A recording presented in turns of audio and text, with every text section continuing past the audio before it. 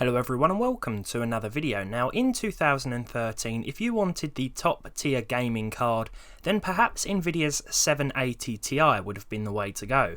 At $700, it sure was a beast, and wasn't suited to everybody's budget. However, if you really wanted to make your friends jealous, then you could have opted for one of these, which released slightly earlier in the year. This is the original GTX TITAN. It features 6GB of GDDR4 VRAM and launched at a price of $999 US. Now for gamers, it didn't make much sense, considering the 780 Ti was the card of choice for most enthusiasts who had gaming primarily in mind. But with the Titan being an all-round behemoth, there were certainly a few people that picked it up, and I was not one of them. Today we're taking a look back at the original GTX Titan to see what it can do in a few modern games. Now if you've been here for a while, you may remember we took a very brief look back at it in 2017, but a lot has changed in the gaming world since then, so I thought we'd make a sort of revisit video just to see what it can do these days. This one cost me £129 with £10 extra for express delivery, and it was in pretty much brand new condition. Okay, so this is the Zotac AMP Edition GTX Titan. It features a GPU clock of 902MHz, up 8% over the stock Nvidia card, and a boost clock of 954MHz, up 9% over the reference design.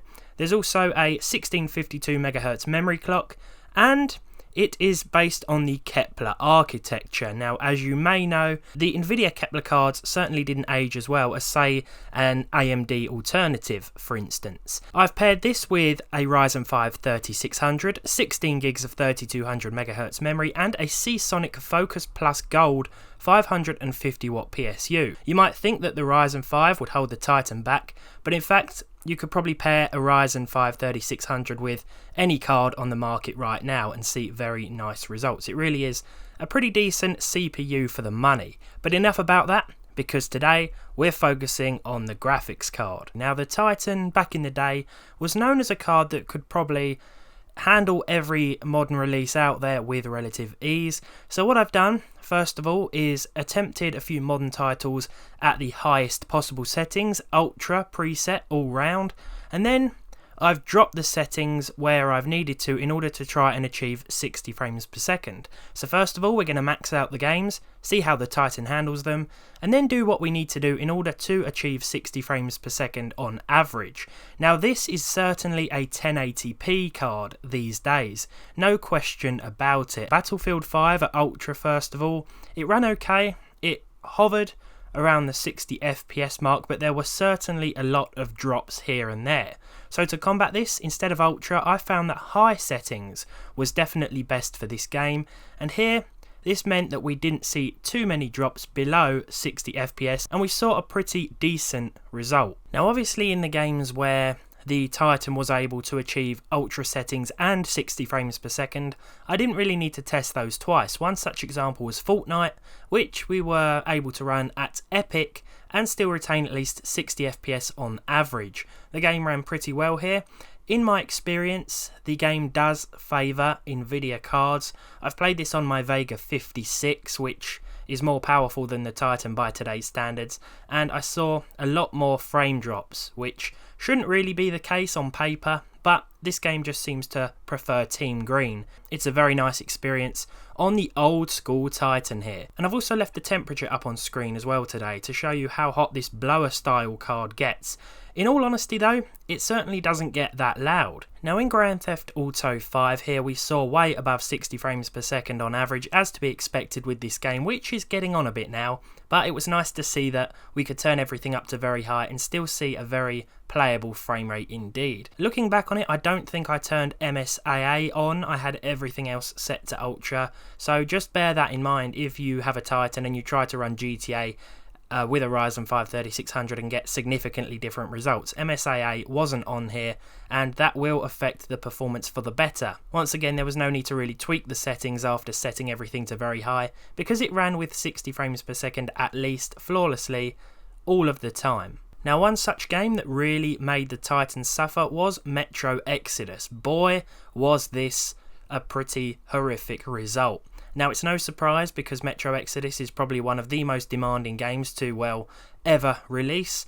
And setting everything to Ultra first of all didn't really go well for the Titan. I tried Epic at the very beginning, but the game just froze before even really getting started. So Ultra it was, and even so, the frame rate wasn't exactly brilliant. This is based on the benchmark run, the one you can see on screen right now. However, turning things down to low certainly improved things. Now, although we still weren't averaging 60 frames per second, it came, well, sort of close, I guess.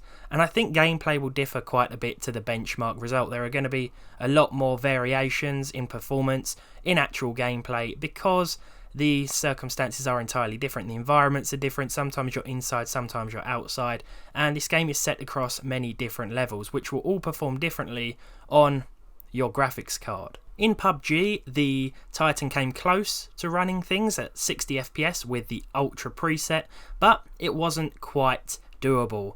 I think we saw something like 54. All the results, of course, will be on your screen right now. So turning things down a little bit to high, whereby the game still looks fantastic, by the way, sorted things out, and we were averaging above 60 frames per second and retaining a pretty high frame rate, as you can see by those 1% and 0.1% lows.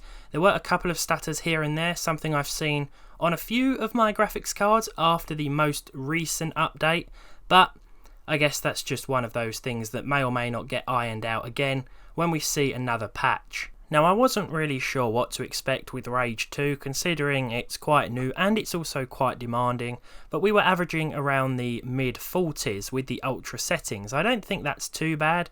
The game still looked great and the performance was okay. There really wasn't much stutter, but in order to achieve a solid 60 frames per second on average, we had to turn things all the way down to low. Obviously, the game won't look as good with these settings applied, but if you really must have 60 FPS with Rage 2, you've got a Titan, this will be the way you have to play it. Personally, I'd go for something like medium or high, but that's just me. If you want a solid 60 FPS, then low, it's going to have to be. Now, although we certainly saw an improvement in Just Cause 4 between the Ultra and the low settings in terms of frame rate, the 0.1% low didn't really improve, and we couldn't really iron out any of the stutters or frame drops, despite changing the settings, tweaking things differently, stuff like that.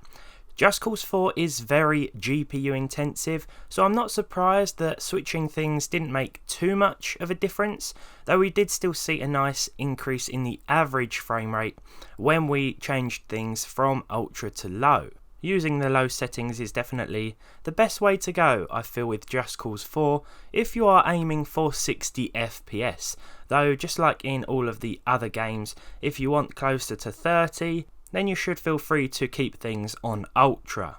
To be honest, it would make more sense purchasing a used GTX 1060 because you'd save a little bit of money over the price of an original Titan, and you'd likely see better performance as well. That's just one such example, of course.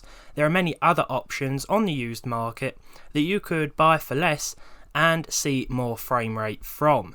Maybe even the 3GB 1060 would give this a run for its money, but don't quote me on that.